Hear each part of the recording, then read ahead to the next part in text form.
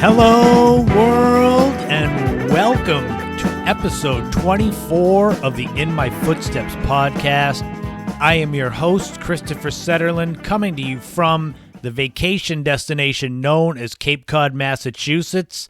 We are here right before the start of summer, right before the crush of tourists come down here. So when I say vacation destination, we are about to live through the reality of it. This is the time of year where our population swells, the roads get backed up, the traffic is crazy. This is where my home field advantage comes into play, where I know all the back roads and can kind of navigate around traffic. But sadly now, everyone's got GPSs that will reroute you around the traffic, so it's not quite the same as it was 10, 15, 20 years ago. Here's a big question, though. How's everybody's allergies doing out there? I have found that this year the pollen has been as bad as I've ever seen it. I don't know if it's just me and I'm just seeing it differently, but man, it's really been beating the hell out of me. In my car, I have a white car, so it gets covered with pollen and it's got this greenish hue to it. Almost every day I try to spray it off with a hose and it's just within a few hours it's green again. It's almost like, why even bother? Why waste your time spraying it off? Why waste your money on a car wash when it's just going to be ruined again? I wanted to say thank you up front to everyone who has purchased my new book, Iconic Hotels and Motels of Cape Cod, either through Arcadia Publishing or through Amazon or in any bookstore that you can find it. I hope that if you've gotten it, you've enjoyed it. Let me know. Drop me a message, ChristopherSetterland@gmail.com, or DM me through social media. Just let me know what you've thought of the book. I'm also very happy with the response that I received to episode 22, which was the shorter bonus episode dedicated to mental health awareness, where I went over my own dealings with depression and shared some facts and myths about mental health, trying to get rid of the stigma around it, especially for men. So thank you all for listening to that and the positive response I got. But here I'm excited about episode 24. I'm going to get started because we've got a special interview with a highly rated New England chef, Mason Pryme, and his restaurant that he is executive chef at, the Cleat Anchor in Dennisport. He talks a lot about why you should go there, the smoked barbecue. The owners are doing a great job. They've got this amazing craft beer list and cocktail list. So we're going to talk to Mason about why you should visit the Cleat Anchor in Dennisport. I'm going to share the story of the SS James Longstreet, which was also known as Cape Cod's target ship. So for anyone that's a longtime Cape Codder, you'll know what it is. Anyone who's never heard of it, you're going to love the story. It's pretty wild, but it's 100% true. I'm going to share my research into the micro generation known as a Xennial for my Back in the Day segment. This is something that I discovered only a couple of years ago. It goes against my Generation X leanings, so that's interesting. We'll see if any of you out there fall into that category too of a Xennial. And of course, we got This Week in History, including the opening of the very first drive-in theater and a new time capsule that happens to fall with a very special birthday, so stay tuned for that. Thanks for tuning in to the podcast, wherever you're getting it from, any of the platforms. If you're listening on lemonadio.com. First, we're going to dive right into the interview with Mason Pryme. We're outside the Cleat Anchor restaurant, so if you hear any ambient noise, cars, birds, we're outside. This is episode 24 of the podcast. Let's go take a walk and let's dive right into the interview. Here is Mason Pryme. All right, so we are here at the Cleat Anchor on Lower County Road in Dennisport. I'm out here with the executive chef, Mason Pryme. So First of all, tell us about what makes Cleat Anchor a must-visit for locals and visitors. Why should people come and check it out? Well, first and foremost, I'd like to highlight the smoking program that we have. We do 8 to 10 different things every week. Ribs, brisket, chicken, wild game, all different kinds of charcuterie. We make our own bacon in-house, our own sausage in-house. And we have one of the best beer lists in Cape Cod, if not New England. And the front of the house also has an amazing craft cocktail collection, one that you should definitely check out. That's one of the features here. Some people even come here just to drink, but I'm trying to get the food to where the drinking is at this point and make it all come together as a destination. Is it lunch and dinner, or is it just dinner? It's dinner right now. We do brunches on the weekends from 10 to 4, Saturday and Sunday. And we're going to start doing dinner from 4 o'clock till 10 o'clock. As the summer rolls in and we get properly staffed, we're also going to start a late night menu from 10 to 12:30 to pair with the live music that we have. So, the people that have a little bit too much to drink can get something to eat as well. Awesome. That sounds good. All right, so for the listeners out there, just tell them a little bit about yourself as a chef and kind of how you came up in the culinary industry. My parents owned a restaurant when I was growing up, so I kind of got my first taste of it there. I've just worked my way up through the ranks. I've done pretty much everything that you can do in a restaurant. Worked in a lot of the finer restaurants on Cape, a bunch up in Stowe, Vermont. Met quite a few good people around here, but really, I've found over the years, it really comes down to do you have a team with you? Do you have a team that's going to listen to you and follow you and also be able to do what they're supposed to do when it is time and it's busy? Do you have a signature dish or a signature style that you like to cook, or are you kind of adaptable to whatever there is that, the ingredients you have? Each restaurant that I've ran, I do a little bit differently in, but I like to take classical dishes, classical flavor pairings, and throw something out of the ordinary in it. Just tweak the presentation a little bit. Parts of the dish are daring for people, but also there's the flavors that they recognize and they're comfortable with, so they're willing to go out on a limb and try it the first time. That's kind of what I try and do. I like, smoked food, wild game, a lot of local products as much as I can, but that gets harder every year, but we try still.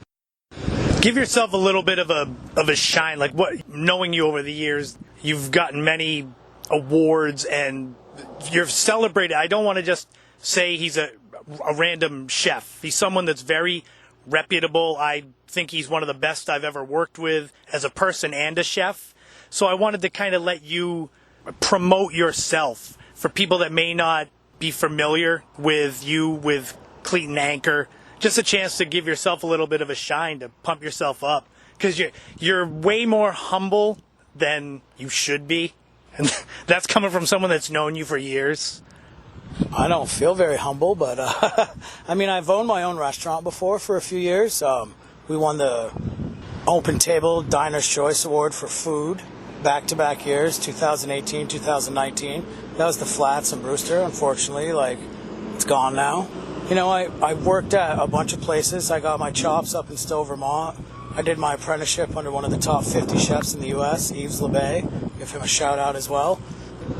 I've worked at some of the better places on Cape Cod. I did a 6-year stint at the Red Pheasant with the Atwoods. I was part of the growing up process at Mooncuster's Tavern. I've worked around at 8 or 10 other restaurants.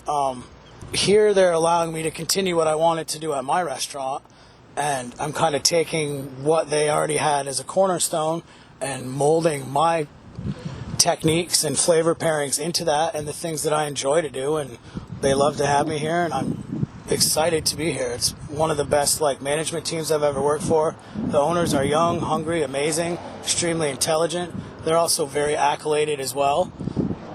In addition to the Cleat Anchor, I know that you are working hard at the Southside Cantina, which is located across the street. Tell us a little bit about that spot. Well, we're doing kind of a play on high-end Mexican street food over there. More of a light atmosphere. It's cantina style. There's a lot of music, dancing, drinking. A lot of great food, too. We brought in like a new chef this year. He's doing great over there. The food is amazing. It's authentic. Be hard-pressed to find better Mexican food on Cape Cod, in my opinion. How long has that been around? Because like I said, when I was looking up Southside Cantina and compared to Cleat Anchor, I didn't realize they were right across the street. Has that been there for a while? The building has been. It was the Sand Dollar for a very long time. And this was Rum Runners over here for a very long time. So a bunch of people may associate it with that better. But this is the 5th year for the Cleat Anchor. It's the 2nd year for the Southside Cantina. And so you brought up Rum Runners. A lot of longtime Cape Codders will remember that spot. And you've mentioned to me off air that this place, Cleat Anchor, has a unique atmosphere as far as a typical restaurant goes. So can you expand kind of on the atmosphere part? Yeah, we kept a lot of the, more Cape Cod themed pieces that were in Rum Runners. There's a lot of the tuna tails, a lot of the lures, but we've also done that out with like a new age kind of industrial kind of look inside. A little more cut, clean, wide open. We do dart leagues here. There's all kinds of stuff. We got live music a lot in the summer, like 3 to 5 nights. It's one of the more happening night spots in the area for sure. Like there's a kind of a triangle here between the 3 restaurants, Chapin's and the other 2 here, the Cleat Anchor and the Southside Cantina. I mean, there's so many people here in the summer that there's a line out the door of all 3, so... See that? So this is a place to be. Anyone who's coming down here in the summer, you've got to definitely check out Cleat Anchor, listen to the music, have some drinks, and just enjoy the atmosphere. Summer's going to be good. It's going to be back on Cape Cod, so you got to get down here. Before we finished up with Mason, we took a field trip over to the other side of the restaurant to have a chat with Carl the Pitmaster as he was loading Tabitha the Smoker up with ribs to be smoked for the night, and he gave us some insight just into the whole process of smoking meats. So this is Carl. All right, so before we finish up here at the Cleat Anchor, I'm here with Carl, who is the pitmaster, correct, head of security, correct, and I wanted to get a little more information about Tabitha, the smoker that looks like a pig. She was handmade in Harwich by Michael Call at Envisioned Ironworks. He went to high school with the owners, Chris and Tony Pons. He's done metalwork for us before, all of our repairs and whatnot. They wanted a smoker, and Tabitha came from that. And how much can this hold? If you stuff it 16 racks of ribs at a time, I've smoked 140 pounds of brisket for tacos, so it's a rough cold smoke, not fully cooked, that then get braised and become our barbacoa taco over at the cantina. I've done 13 pork butts in this pig, and that's stuffing things. You have to be on your P's and Q's so you don't catch things on fire at that point. 16 racks of ribs is pretty much pushing it, or 70 pounds of chicken wings at a time. Sometimes you split it up between the pig and the hot box. And you also said that this draws a lot of attention. Quite a lot of attention. So like any little boy who goes by thinks it's a train. Oh man! Or you see a pig with smoke coming out of it. We had one time we had a concerned citizen report that our building was on fire and smoke was billowing out, whereas we were just cooking. And Dennis Fire Department was kind enough to come by and make sure we weren't on fire. And then we all got to laugh that one off. Oh man! And you said before that you're getting in a bigger smoker coming up? Yes, we're getting in. So if you see Pitmasters or any of those commercial large egg-shaped ones, it's approximately a 9x4 cook surface. Man. We can do up to 75 racks of ribs at a time in that, which will be a big switch from 16 in 8 hours. And when is that one coming in? It was supposed to be May, but with everything being how it is, and kept with hopefully the tail end of COVID and the new normal, that we're looking at mid-June now. But it will be coming. So remember that. Come down here for the Tabitha the Smoker. What did you say? What can you get from here? I mean, you got ribs. Okay, so we have a St. Louis style pork rib. We have a jumbo chicken wing. We have pulled pork. We also have our own homemade sausage. We smoke brisket points for our charcuterie program. We recently we added chicharrones. So like it's a smoked and then fried pork belly. We make our own homemade bacon in the smoker. We smoke our own salmon for gravlax for brunch. So if you want the most delightful salmon, smoked salmon bagel you've ever had, come see us at the Cleat. That sounds great. There's the smoked vegetable program that we do. There's other stuff I smoke in here. If you drive by Lower County Road, it's outside. You can see it from the street. Just make sure that if you come up to see it, it's not a train, don't ride it, and don't get too close because it's hot. Very hot. And the town would frown on that. And I liked my job, so please don't. Thank you so much, Carl, for expanding a little bit on Tabitha the Smoker. And I will do my best to stay out of your way as you're about to get more ribs, I think, from Mason. No problem whatsoever. Thank you for coming. I wanted to conclude with, obviously, for people that don't know, Mason and I worked together years ago at another restaurant. That's how I got to know him and his skill as a chef. And obviously, for me, my passion is more arts and creative and the podcast, etc. So for you, someone who's been a lifer, what is it about the culinary industry that you enjoy most? Because it's a tough business at times, but yet you thrive and succeed everywhere you go. So what is it that keeps you going? I just like to create things with food. I mean, food is, I've always liked it. If you look at me, you can tell that. No, but I mean, I like to make good food for people. It's one of the things, you need it to survive for one, but if you're going to get to enjoy it at the level that I try and supply to you, I mean, I try and keep a little bit on the menu for everyone. I try and create things that no one else has done. I've accomplished it a few times, but it's, it gets harder. I just like to recreate, things and put my own twist on them, and I get a sense of accomplishment out of it, I like the organized chaos, let's say. Without that, my mind would wander off in too many places, so it keeps me entertained. It's hard work, but you either love it, and if you've been in it as long as I have, or you don't, and you get out of it quickly. Well, you've left your mark everywhere you've gone in such positive ways, and that's part of the reason why I'm down here interviewing you for the podcast about Cleat Anchor, because I know your talent and your skill, and I know that it's going to show in this place. So I'm hoping everybody out there listening comes down to the Cleat Anchor, 243 Lower County Road in Dennisport. And if you stop in, tell the people at the front to tell Mason that you heard it on the podcast, and that'll give him a laugh. Thank you so much, though, Mason, for joining us. Oh, I appreciate you for having me. It's, I enjoy just even getting to talk to the community, and we made a lot of changes down here, and we're hoping people come give us a try, or maybe it's already one of your favorite spots. We got a lot of locals that come in here all the time, and we appreciate that, but we're kind of changing our approach to things, and hopefully you guys enjoy it. If not, I'm looking forward to some input. Thank you so much, and definitely check out Cleat Anchor. I know I'll be having something to eat right after I stop this interview. Being a 12th generation Cape Codder and growing up and living here for the vast majority of my life, I'm privy to a lot of lesser known stories and places to visit that give me, I always say, a home field advantage, especially when photography. But it also helps in sharing some stories and things from back in the day where they're kind of commonplace to me, but to the people that didn't grow up on Cape Cod, seeing their faces when I share these stories that are like, wow, that really was part of Cape Cod. And so that's always exciting. And that's this one here. I think some of you will know, many of you will not. This is the story of Cape Cod's own target ship, known as the SS James Longstreet. For more than 5 decades, it was this giant rusting hulk of a ship out in Cape Cod Bay, roughly off the coast of Eastham.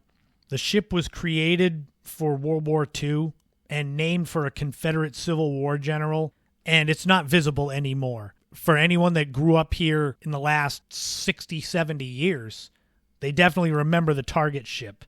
Just real quick, James Longstreet was born in South Carolina in 1821, graduated West Point in 1842. He eventually was given the rank of brigadier general. He at first gained the trust of Robert E. Lee, but then grew weary of his strategic moves. After the war, he held several federal offices, ironically under former Union General Ulysses S. Grant, who became president. He became an ambassador to Turkey, as well as U.S. Marshal for the state of Georgia.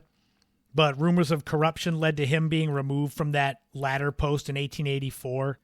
Interestingly, in 1897, he married a woman, Helen Dortch. She was 40 years younger than him, And Longstreet died January 2nd, 1904 of pneumonia. But the interesting thing is that his wife, she lived until 1962, which made her a living Civil War widow nearly a century after the war ended, which is just fascinating. Fast forward to World War II. In 1941, over 2,700 cargo ships known as Liberty ships were built to help move supplies overseas. One of these was a 417-foot-long, 7,000-ton steel beast named after James Longstreet. Assembled in Houston, Texas, and put into wartime service in October 1942, the vessel only made 3 journeys abroad, because during the fall of 1943, it was one of 4 ships to be forced aground at Sandy Hook, New Jersey, in gale force winds, and it sat on tidal flats for a month before finally being refloated November 23rd, 1943. But when it was towed into New York, it was deemed a total structural loss and decommissioned and sent to a ship graveyard. In early 1944, the Navy acquired the Longstreet as a target ship for surface-to-air missiles, and it sat in New York Harbor until another big storm ripped it from its moorings and sent it drifting away. And it was finally found after many weeks of being missing, and it was towed to Norfolk, Virginia, where it awaited its next assignment. So it was around this time the Navy began Project Dove, which was a guided missile project. They had been using areas on Cape Cod of Monomoy Island and Camp Wellfleet, which is east of LeCount Hollow Road for people that are from Cape Cod. They were doing land tests, but they desired a target ship for water testing. That's where the Longstreet came into play. On April 25th, 1945, as World War II was coming to an end, the former Liberty ship was towed into Cape Cod Bay and anchored in shallow water off of Eastham on a spot called Newfound Shoal. The SS Longstreet was ballasted with more than 10,000 steel drums and scrap metal, and it was partially sunk. And that's where the real fun began, because the bombings of the ship went on day and night during the summer, and the times of the bombings were never known to the residents in Eastham, Wellfleet, Orleans, and Brewster, where you could hear them. All you'd hear is the rumbles of approaching aircraft, and then boom, came the bombings of the ship. It wasn't always bad, though, because the July 4th bombing raids were a particular thrill to tourists and children. Throughout the 1950s and 60s, tons and tons of ammunition was fired into and upon the vessel until it looked like rusting steel Swiss cheese. But as you can imagine, not everyone was enamored with Cape Cod's newest and oddest tourist attraction. The noise and rumbling of windows of the homes in the surrounding areas were bad enough, but even worse, occasionally an errant bomb would fall in a neighborhood. The most well-known of these incidents was when a bomb exploded near the front door of a home on Shirtliff Road in Eastham on Mother's Day 1951. And nobody was injured, but it was still, just imagine an errant bomb explodes in someone's front yard. After about 25 years in service as a pincushion for bombs, the SS James Longstreet was retired in 1970. And the reasons were basically, the proximity of the public to the bombings. They finally figured that might not be smart to have even the small chance of an errant bomb landing in someone's yard and blowing up. That's probably not the best look. But also the closing of the Quonset Pond Naval Station in North Kingstown, Rhode Island, that kind of made it where the aircraft coming from there to bomb it was too far to go from anywhere closer. Despite it being retired from bombing, it became a popular attraction for photographers, painters, and even graffiti artists. In 1966, someone sprayed a large Playboy Bunny logo on the side of the ship. And there were calls by some people to just sink the ship and get it underwater so it was out of the way, but time did that on its own. April 1996 saw a storm finally submerge the hull of the SS Longstreet. Occasionally, when the tide is low enough, bits of the ship will peak above water.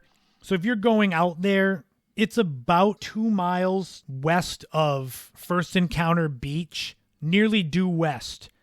And if you go out there about 2 miles, it's there. It's not that it's gone. It's underwater. So the SS Longstreet is still a part of Cape Cod Bay. It's probably now I would think kind of like a coral reef.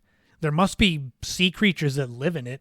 And I'll say I never saw the target ship. If I did, I didn't know what it was. But it was something. There's photos you can find online. It was over 400 feet long. Imagine if you're on the shore of the beach and you're looking and there's a big cargo ship passing by a mile, 2 miles offshore. You can see it. That was basically what the target ship was. Just sitting out in Cape Cod Bay.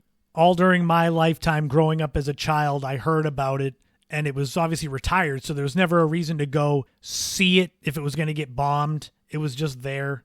But it's just a fascinating story of that whole thing, having a ship getting bombed right offshore, especially because it's been underwater now for 25 years. So people that are even as old as their early 30s would have no memory of that ever even existing.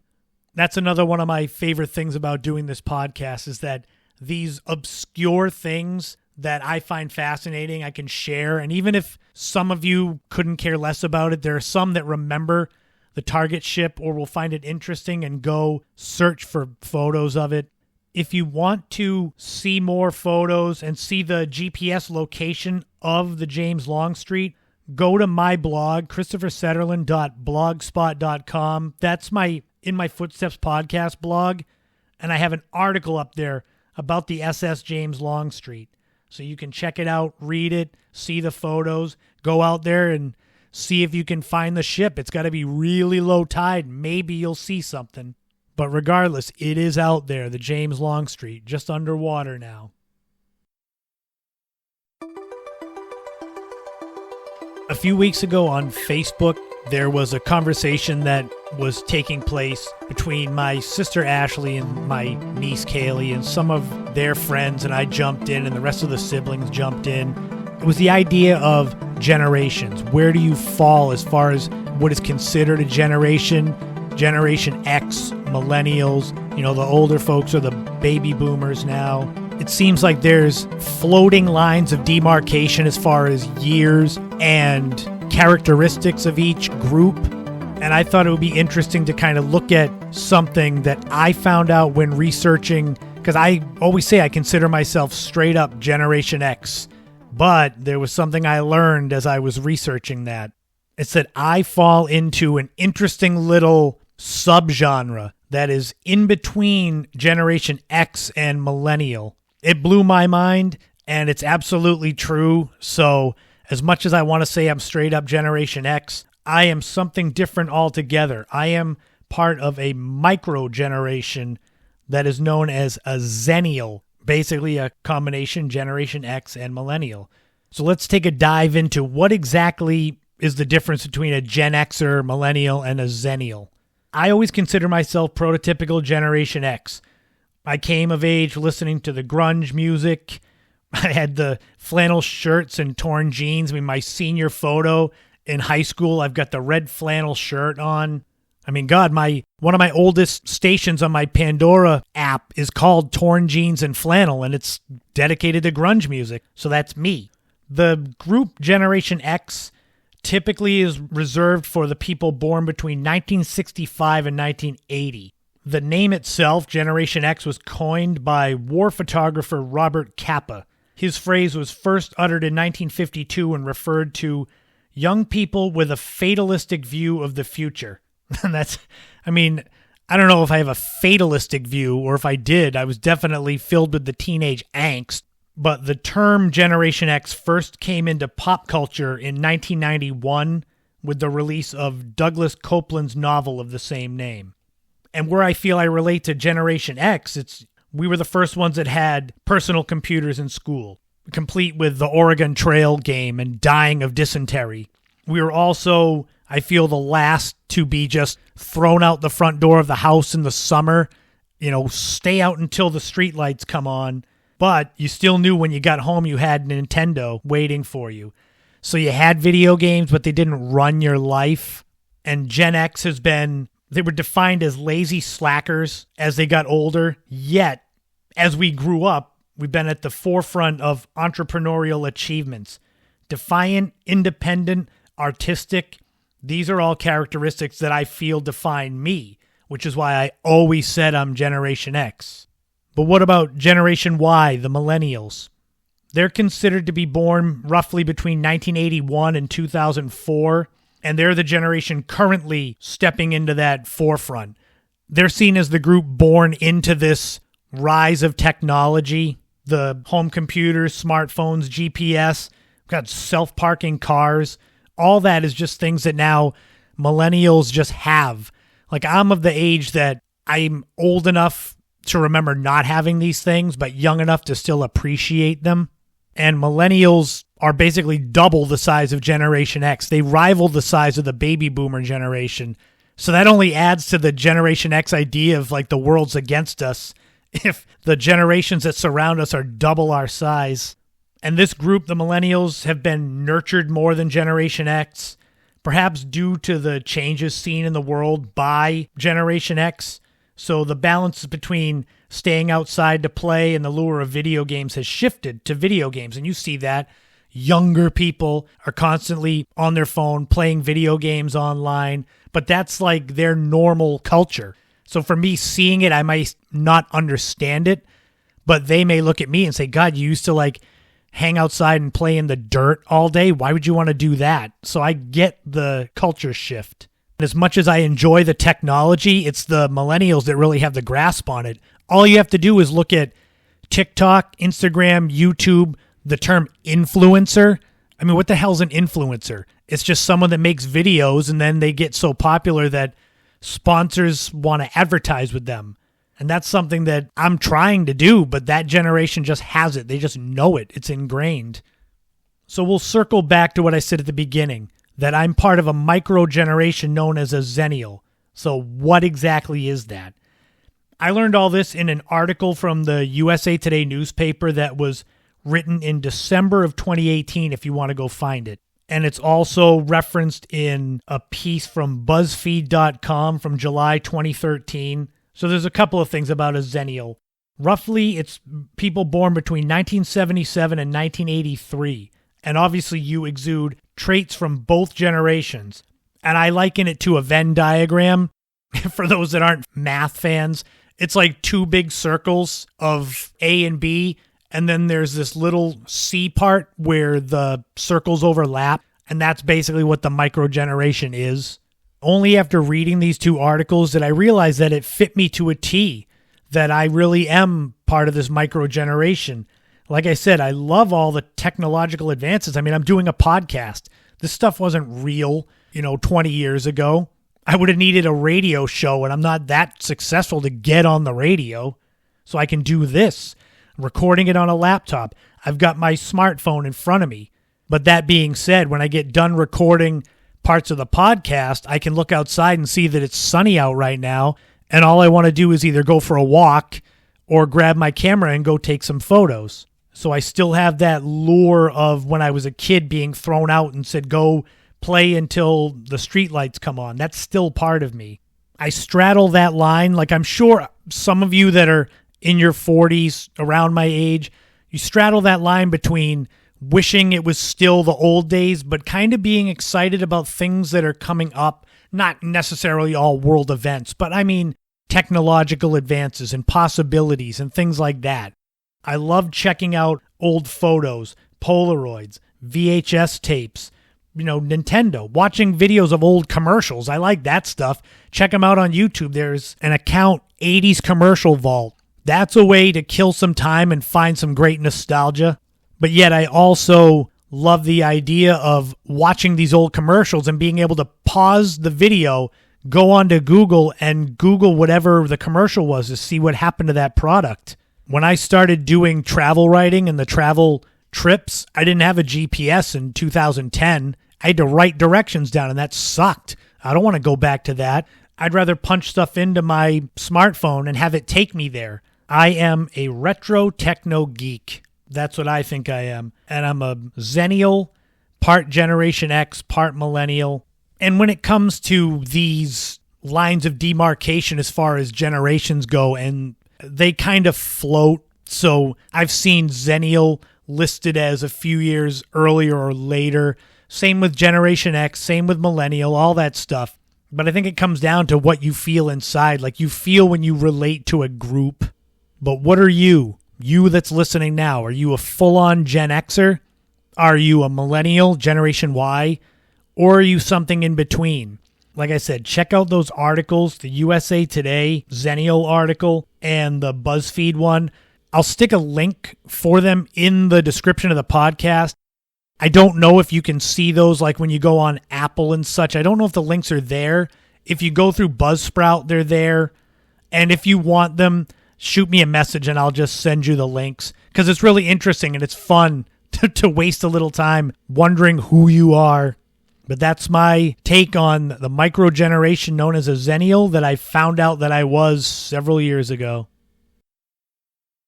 There's nothing better first thing in the morning than a good breakfast. Maybe a good breakfast with a new release of my podcast, which drops at 5 a.m., but I digress. Cape Cod is home to many good breakfasts and some great breakfasts. And if you want the best of breakfast, there's only one place you can go, and that's Laura and Tony's Kitchen in North Eastham. Located on Route 6, right before the Wellfleet Drive-In, this spot has been providing the best breakfast buffet, small batch cooking. It's incredible. I've been there so many times, and I love it. Every time it's awesome. But COVID has unfortunately forced them to pivot some. So what's happening is they're going to be introducing Laura and Tony's Kitchen and Gourmet Market Cafe. They're reopening in mid-June, and they're going to be better than ever. The best of both worlds. They're going to be serving everything from their homemade bagels with the buttery smoked salmon, Tony's legendary Mexican noodles, crisp salads, organic grilled chicken sandwiches, gourmet all day. If you haven't been there, you need to get there when they reopen. If you have been there, you already know all about it. I would say they're a hidden gem, but if you've ever been there during the busiest parts of the days, you know everybody knows about Laura and Tony's. Before they reopen in June, you can go to lauraandtonys.kitchen.com, place some online orders, see what they've got. Also go to Laura and Tony's Kitchen at etsy.com. They offer free local delivery. Any questions, give a call to Laura at 508-221-7151. And be there when they reopen in mid-June. I'll definitely keep you updated, but I wanted to get the word out ahead of time. Laura and Tony's Kitchen and Gourmet Market Cafe. The best breakfast on Cape Cod, bar none. Be there.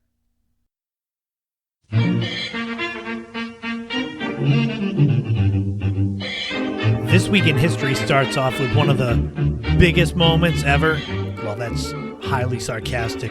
25 years ago this week, June 8th, 1996, I graduated high school.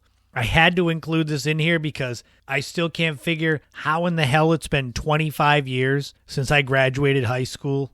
And obviously this year with things still not fully back to normal, we didn't have time to really put together any sort of 25th reunion special meal or something.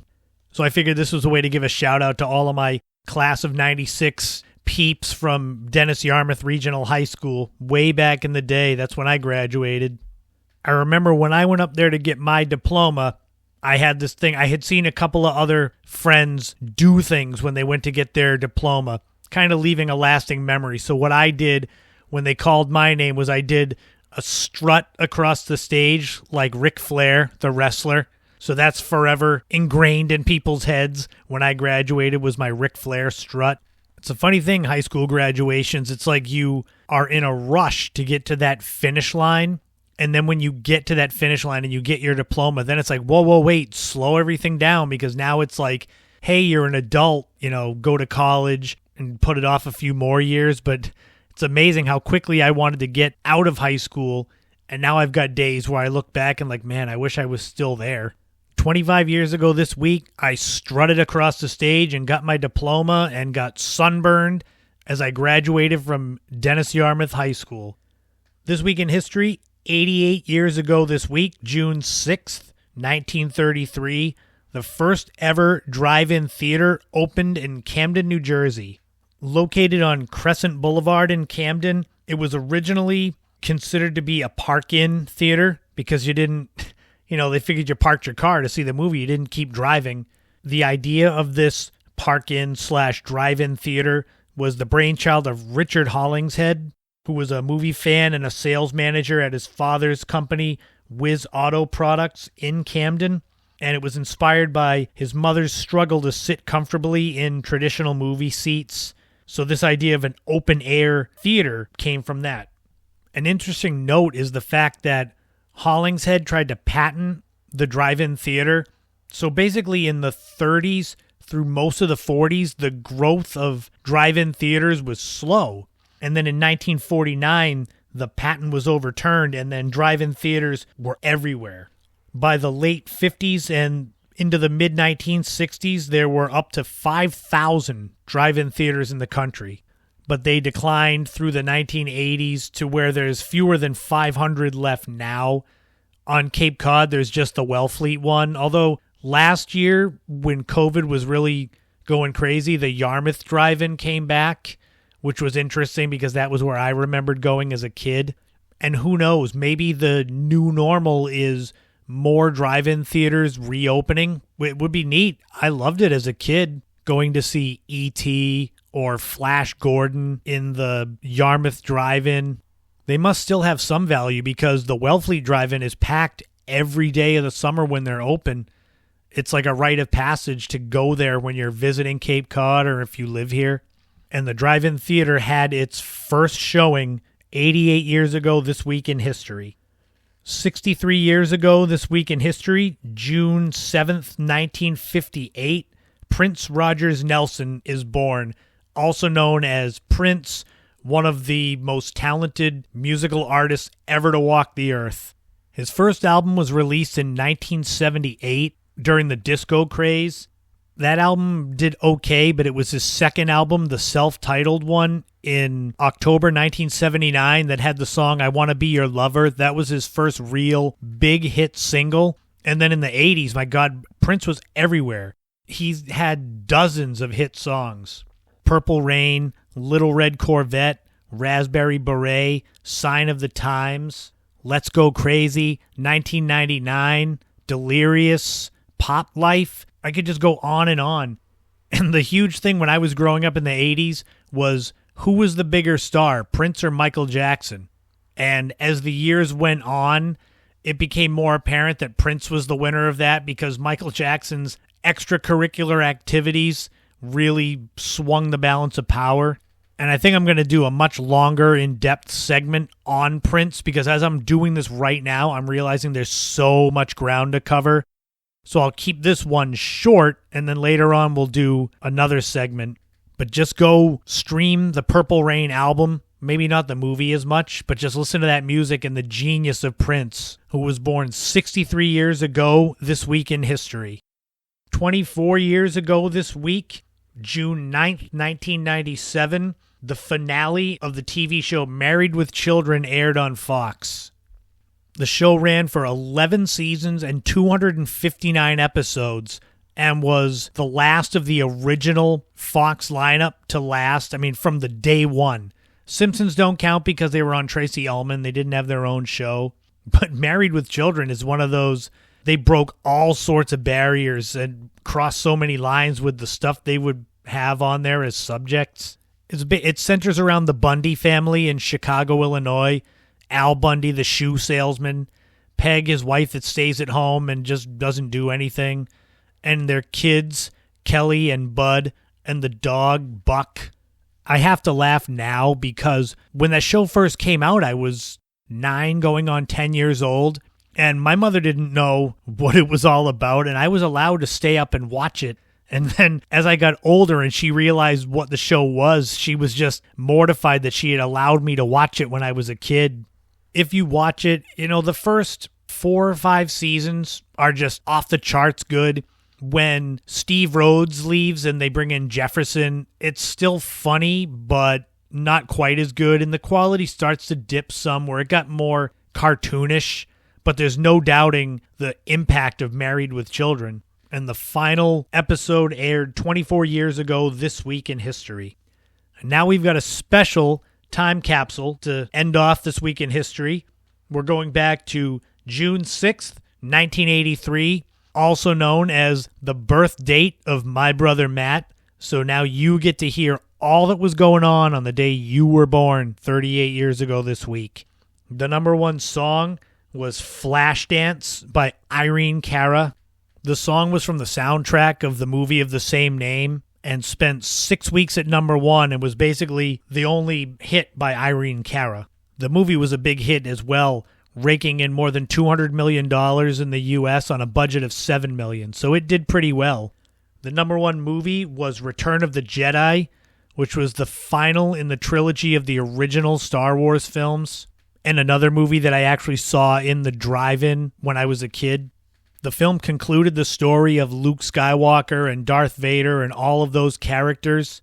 It made close to $500 million on a budget of around $40 million and would be the final Star Wars film until 1999 when The Phantom Menace debuted. The number one TV show was Heart to Heart. It ran for 5 seasons from 1979 to 1984 and starred Robert Wagner and Stephanie Powers, who were a wealthy couple leading this glamorous jet-set lifestyle, but who routinely find themselves as unpaid detectives in order to solve the crimes that they become embroiled in. After the series ended in the spring of 1984, the show actually had a big revival with 8 made-for-TV movies starting in 1993. And if you were a child in 1983, well, maybe not a newborn child like my brother Matt was, but a young kid, the top toy to get was the world-famous Cabbage Patch doll, and you could get one for $25, when if you round it up for inflation today, would be $67, which that seems a lot for, even though a Cabbage Patch doll was a big deal, and they were the huge hit toy, bigger than Tickle Me Elmo and Furbies and all that stuff. Cabbage Patch dolls were everywhere. They had their own adoption records, and they were soft bodies with hard heads that looked like a head of cabbage. And they're still available today. They also spawned one of my favorite things growing up, which was Garbage Pail Kids trading cards. But I'll dig way deeper into those in a future podcast episode. And that ties up another time capsule. Happy birthday to my brother Matt. I hope that you have a great day for your 38th. I'm sure I'll see you, and hopefully you'll hear this and know that I wished you a happy birthday. That ends another This Week in History. I'll be back next week in a new podcast with some more fun stuff that happened this week in history.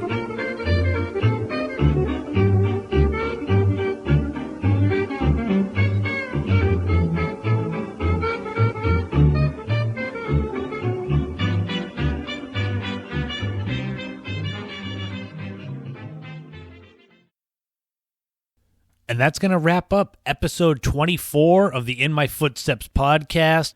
Thank you again to Chef Mason Pryme for letting us check out the Cleat Anchor and give us a little information about what that restaurant is all about.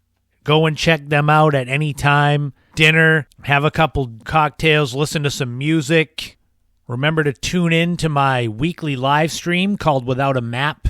Those are on Instagram every Friday at 8 o'clock. We chat a little more in depth about the podcast, what's gone on with it, preview future episodes, and I go off the rails and share embarrassing, funny stories usually. I've got a couple of birthday shout-outs. You've already heard the one about my brother Matt. I did his actual date of birth in This Week in History, so that was fun. But I wanted to give a special birthday shout-out this week to my friend of about 30 years, John, who has actually lived in L.A. longer than we've been friends on Cape Cod, which is an interesting fact. He was one of those friends that we used to do radio shows way back when we were young teenagers, and that's kind of was the genesis for this podcast. I just never knew it at the time. So a big happy birthday to him. Hopefully we'll get to hang out at some point. It's different when we're on different coasts, but who knows? Find me on Twitter. Find me on Instagram. Like I said, if you're following the live streams, you are already probably a follower. I've got a podcast page on Facebook you can go and like and follow. I share tons of stuff to do with the podcast and my writing there. My 6th book, as I've said, Iconic Hotels and Motels of Cape Cod, is available through the History Press section of Arcadia Publishing. It's at Barnes & Noble. It's on Amazon. If you're on Cape Cod, southeastern Massachusetts, it's in a lot of bookstores. My last book, Cape Cod Nights, was available in Target, so we'll see if I get in there too. I've already started work on a 7th book, but I'm waiting for, I guess you'd say, contracts to be signed before I actually officially tell you all what it is. But, I mean, it is good to go. It's just one of those I don't want to jinx it things.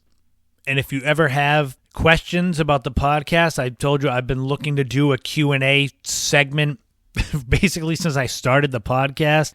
So if you ever have any questions about New England, Cape Cod history, travel, retro stuff, things like that, just shoot me an email, christophersetterland@gmail.com.